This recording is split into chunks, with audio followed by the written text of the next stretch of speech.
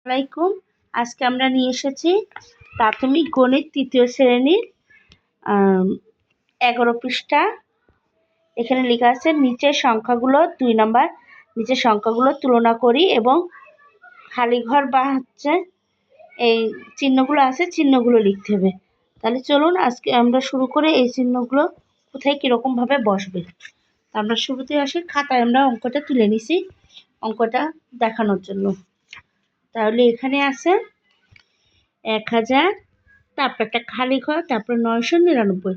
তাহলে আমার এখানে বড় সংখ্যা কোনটা? বড় সংখ্যা হচ্ছে আমার 1000। তাহলে আমি 1000-এর দিকে গ্রেটার দিয়ে দেব।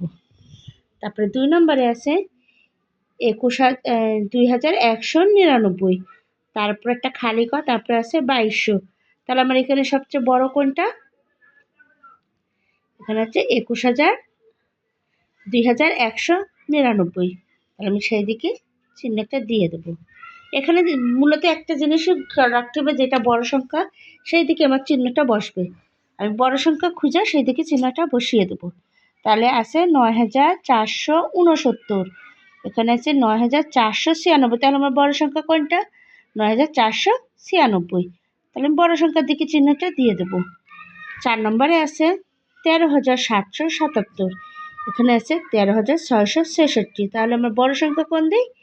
বড় সংখ্যা হচ্ছে 13777। আমি এদিকে চিহ্ন দিয়ে দেবো। 5 নম্বরে আছে 3896। তারপরে আছে খালি ঘর, তারপরে 32 3289। তাহলে আমার সবচেয়ে বড় কোনটা? 3896। এদিকে আমরা চিহ্নটা বসিয়ে দিই।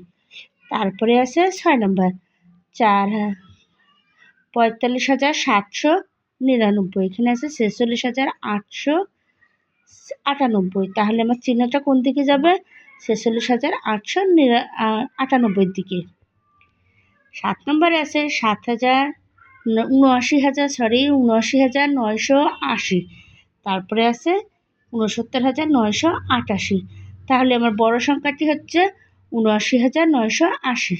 আমি চিহ্নটা তাহলে 79,980 দিকে দিয়ে দেবো। তারপরে আছে 99,999। এখানে আছে একক, দশক, শতক, হাজার, অযুত, লক্ষ। তাহলে আমার এখানে হচ্ছে 1 লাখ। তাহলে আমার 1 লাখ বেশি, 1 লাখের দিকে আমি চিহ্নটা দিয়ে দেবো। এই হলো আজকে আমাদের অঙ্ক। যদি আপনাদের কারো ভালো লেগে থাকে তাহলে আমাদের চ্যানেলটা অবশ্যই ফলো করবেন এবং লাইক কমেন্টস করবেন। Thank you. আল্লাহ হাফিজ এবং সাবস্ক্রাইব করবেন। ধন্যবাদ।